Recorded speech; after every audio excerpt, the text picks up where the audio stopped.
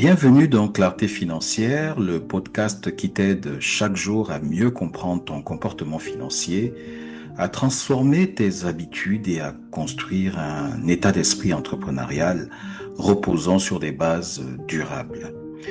Aujourd'hui, on va parler d'un sujet qu'on ne relie pas très souvent à l'argent, les addictions. Plus précisément, nous allons parler des addictions cachées derrière nos dépenses quotidiennes. Et oui, cela existe bel et bien. La meilleure cachette de nos addictions, ce sont nos habitudes. Il s'agit bien de nos petits rituels quotidiens qui ont parfois un impact financier que nous ne soupçonnons pas ou que nous refusons d'estimer. Tant que cela ne nuit pas à notre santé ou à nos finances, ça va. On ne va pas se prendre la tête sur ce sujet. Mais si ces addictions t'empêchent d'atteindre des objectifs financiers, là, ça devient sérieux. Il faut rapidement agir.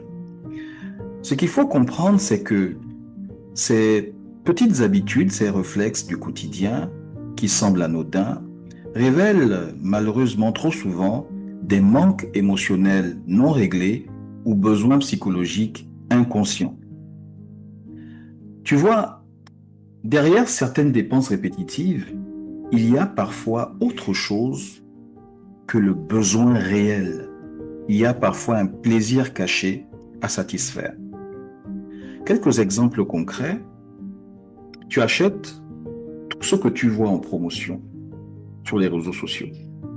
Ce n'est pas toujours parce que c'est une bonne affaire. Cela peut être pour toi une façon de gérer la peur du manque.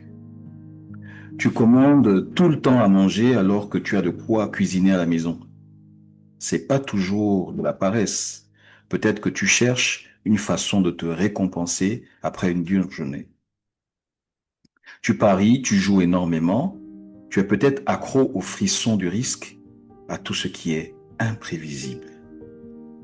Je me souviens d'une dame qui, en suivant son budget, s'est rendue compte du montant qu'elle dépensait par mois en consommation de chocolat pour surmonter son stress. J'ai encore à l'esprit une autre dame qui me confiait qu'elle ne pouvait pas passer devant un beau sac à main sans l'acheter. Quel plaisir caché se trouve derrière cette addiction au sac à main ou au chocolat? Vous voyez bien qu'il n'y a pas que des addictions à la cigarette, à l'alcool ou au sucre. Et le plus surprenant, c'est que ces addictions non connues, ces addictions cachées, s'expriment bien souvent sans même que tu ne t'en rendes compte. La vérité, c'est que nos addictions cachées derrière certaines dépenses racontent aussi nos blessures. Nos petits achats du quotidien deviennent des anesthésiens émotionnels qui viennent parfois calmer une frustration, une solitude, une peur, une colère. En dépensant de l'argent, on prend temporairement une cure. Donc l'argent prend en fait une dimension temporairement curative. Pourtant, nous savons que ça ne règle rien. Ce sont des pansements temporaires. Et pendant ce temps-là, ton compte se vide et ton problème s'intensifie. Alors, comment on sort de cette situation? Je vais te proposer 3 pistes.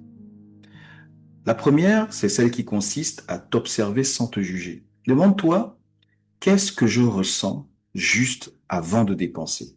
Du stress, de l'ennui, de la culpabilité, du besoin de me faire accepter?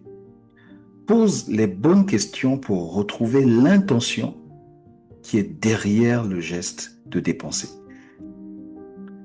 La deuxième proposition que je t'ai faite, c'est que tu peux aussi créer un journal de dépenses émotionnelles. C'est tout bête. Pendant une semaine, note chaque dépense imprévue et la raison émotionnelle derrière cette dépense. Tu vas commencer à avoir des schémas répétitifs et ces schémas, une fois visibles, deviennent modifiables. Le troisième que je te propose, c'est de remplacer tes automatismes par un rituel conscient. Donne-toi par exemple 24 heures avant de réaliser une dépense fortement émotionnelle.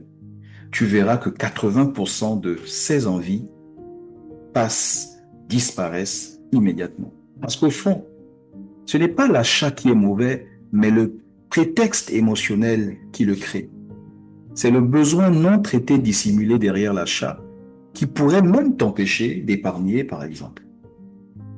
Il n'est pas rare que derrière notre difficulté à épargner, par exemple, se cachent des addictions cachées derrière la forte pression qui nous pousse à dépenser et donc à arrêter d'épargner. Retiens que derrière chaque dépense impulsive, il y a souvent une émotion qui cherche à guérir. Ton travail, ce n'est pas juste de dépenser moins, c'est d'écouter ce que tes envies irrépressibles de dépenser, essayent de te dire sur ton état émotionnel. Je te laisse avec cette phrase. Tu ne guériras pas une douleur intérieure avec une carte bancaire. Merci d'avoir écouté Clarté Financière. Si cet épisode t'a plu, partage, like, commente, partage avec une personne qui a besoin de mettre des mots sur ses habitudes, de comprendre ses addictions. Et souviens-toi, plus de clarté dans tes finances, c'est plus de clarté dans tes projets. À demain.